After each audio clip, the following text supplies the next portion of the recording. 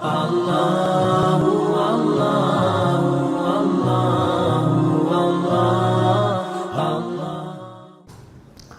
SAW punya banyak kelebihan, di antara nabi-nabi yang lain disebutkan dalam hadis setelahnya, riwayat Ahmad, riwayat Tirmidzi, dan dinilai hadis ini sahih.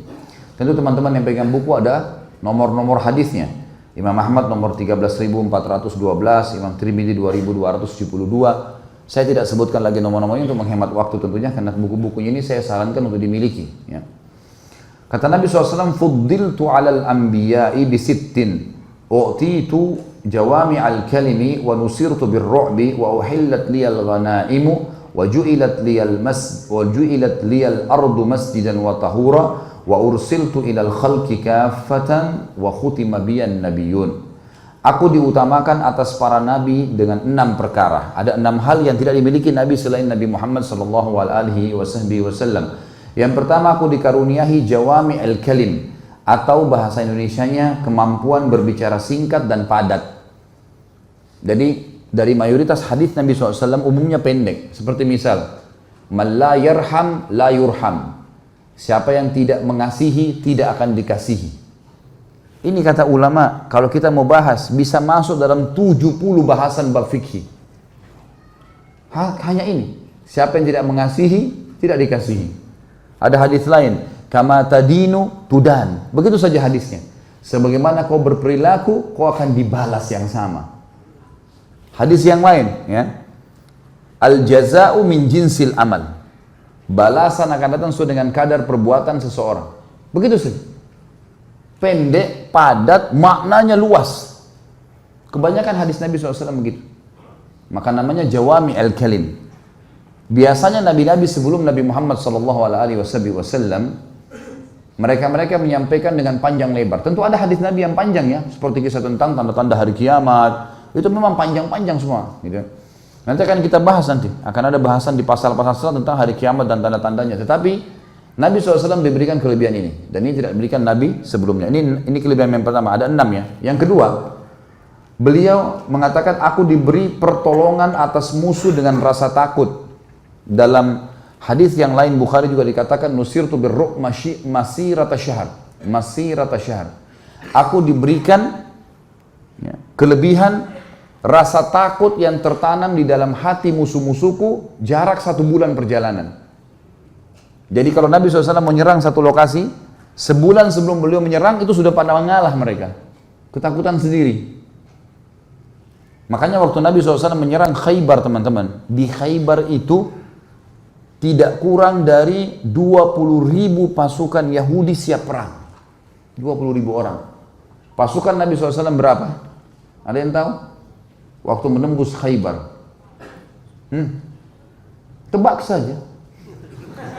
Apa boleh buat? Nasib Anda mengajar antum gitu. 1.400 orang. Nabi SAW dengan para sahabat cuma 1.400 orang menghadapi 20.000 orang. Nggak berimbang. 15 kali lipat pasukan Yahudi. Tetapi waktu pasukan Nabi SAW tiba, Yahudi ketakutan semua di bentengnya, nggak ada yang berani keluar. Sampai Nabi SAW dengan 1.400 menembus lebih dari 10 benteng mereka. Kalah semuanya, walaupun perjalanan cukup lama. Setelah mengepung sekitar 40 sekian hari, baru menembus benteng-benteng mereka gitu. Tapi di sini tertanamkan rasa takut dalam hati Yahudi, mereka tidak berani menyerang. Begitu pula pada saat Nabi SAW menghukum banyak kabilah-kabilah Arab yang terlibat dalam perang Ahzab. Ini kalau teman-teman ikuti kajian saya di YouTube tentang sirah, ada perang Ahzab, panjang lebar saya ceritain tentang mekanisme peperangan, bagaimana hikmah kemenangan pada saat itu, bagaimana Allah memberikan kemenangan, rasa takut yang tertanam di dalam hati-hati musuh dan seterusnya. Yang jelas, ini kelebihan yang kedua, tertanam jarak 1 bulan perjalanan, rasa takut di hati musuh-musuh beliau sallallahu alaihi wasallam. Yang ketiga, dihalalkan bagiku harta rampasan perang, ghanimah. Kalau pasukan muslim bertemu dengan pasukan kafir dan kita menang, semua yang di pasukan itu jadi ghanimah. Manusianya sampai alat-alatnya. Semua jadi ghanimah, harta rampasan perang. Kalau seseorang di antara kita duel dengan seseorang kafir dan kita berhasil mengalahkan dia, maka semua yang berada pada dia, dari perisainya, dari baju perangnya, dari baju perang tadi, dari pedang, dari apa, semua punya kita, pribadi. Kalau duel. Tapi kalau perang umum, lalu mereka kalah, maka dikumpulkan di depan pemimpin pasukan perang, komando perang, lalu nanti dia akan membagi rata. Namanya ghanimah, harta rampasan perang. Itu halal. Dan itu salah satu sumber rezeki bagi seorang muslim. Sebelum Nabi Muhammad SAW, ghanimah haram. Nggak boleh. Semua nabi-nabi sebelum Nabi Muhammad SAW, kalau mereka menang peperangan, maka seluruh ghanimah, harta musuh yang didapatkan dikumpulkan, lalu nabinya berdoa, lalu datang api dari langit membakarnya. Tidak ada ghanimah buat mereka. Apapun, pokoknya punya musuh, kumpulin sampai untuk gunung, nabinya berdoa, turun api dari langit menyambar, terbakar. Nggak bisa mereka ngambil, haram ghanimah. Tapi syariat Nabi SAW halal. Halal. Ini yang ketiga. Yang keempat, bumi ini dijadikan masjid dan suci bagiku. Maknanya adalah setiap orang di antara kita boleh bangun masjid di mana saja. Yang penting tanah kita. Tanah yang jelas diwakafin atau tanah kita boleh kita bangunin. Tidak ada istilah, oh di tanah wilayah ini jangan dibangunin, tidak ada. Mau negara itu dipimpin kafir kah, dipimpin muslim kah, pokoknya bumi semuanya boleh dibangun masjid. Semuanya boleh jadi masjid. Seperti misal, rumah antum sebesar ini masjid misalnya. Anggap 15 kali 15 atau 20 kali 20. Lalu di depan sana di pinggir atau di pinggir ujung, antum blok 10 kali 10 meter niatkan untuk masjid. Ditutup triplex. Sudah mulai sekarang ini masjid. Maka tiba-tiba rumah antum berubah jadi hukum masjid. Detik itu juga. Atau antum kosongin rumah antum, saya mau pindah deh, rumah ini saya wakaf masjid, tinggal pasang kubah, masjid. Udah berubah jadi masjid tiba-tiba. Antum sudah dapat istana di surga. Ini makna sabda Nabi SAW, dijadikan untuk bumi semuanya masjid. Tiba waktu sholat, antum kepepet tidak ada masjid, mampir di pinggir jalan, buka sejadah, cari arah kiblat, sholat. Jadi masjid semuanya. Dan dikatakan tahur, suci. Saya mau tanya teman-teman sekalian. Kalau ada seseorang di antara anda ke masjid, kemudian sendalnya hilang, insya Allah enggak. Saya kasih contoh yang sering terjadi di negara kita. Jangan lagi dipelintir perkataan saya ini. Khalid Basalamah menghina Indonesia. Ada-ada saja.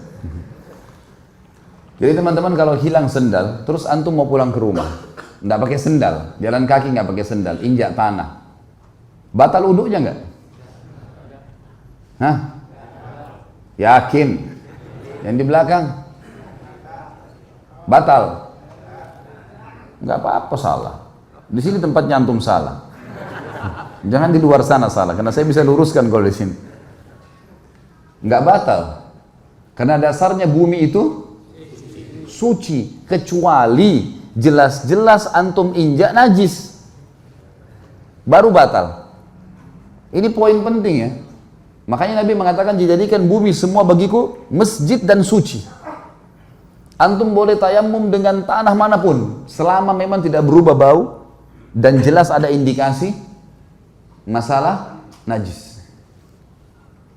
Bukan cuma bumi teman-teman, apapun yang ada di bumi itu, biji-bijian kah, tanahnya kah, air yang mengalir kah, hukumnya hukum asal, asalnya suci.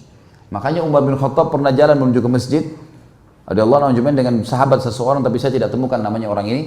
Waktu jalan ke masjid, ada sahabat lain di lantai 2 rumah ngelempar air. Kalau kita mungkin dari baskom gitu dilempar, kepercik air ini di baju Umar dan baju orang ini. Di sebelah Umar ini langsung angkat kepalanya di atas lalu tanya, air apa yang kau buang? Maksudnya najis atau enggak nih?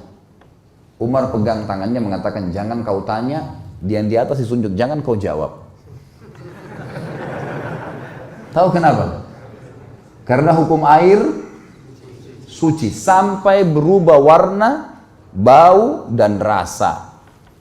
Ini kalau kayak sudah minuman ini, air juga, tapi sudah berubah warna. Nggak bisa lagi antum pakai bersuci. Nggak bisa dipakai uduk, nggak bisa dipakai mandi junub. Tapi kalau air di bak, nggak ada keraguan. Oh ini suci nggak ya? Cium baunya. Kalau ada bau busuk, bau najis ya sudah jangan dipakai. Atau berubah warna, atau berubah rasa. Kalau enggak hukumnya asal. Terutama kalau air itu mengalir. Kalau air mengalir, ulama fikih sepakat walaupun berubah warna, tetap suci. Seperti sungai. Kadang-kadang kan di musim hujan yang lebat, tanahnya di bawah kan keluar. Jadi coklat, tetap suci. Kalau air mengalir.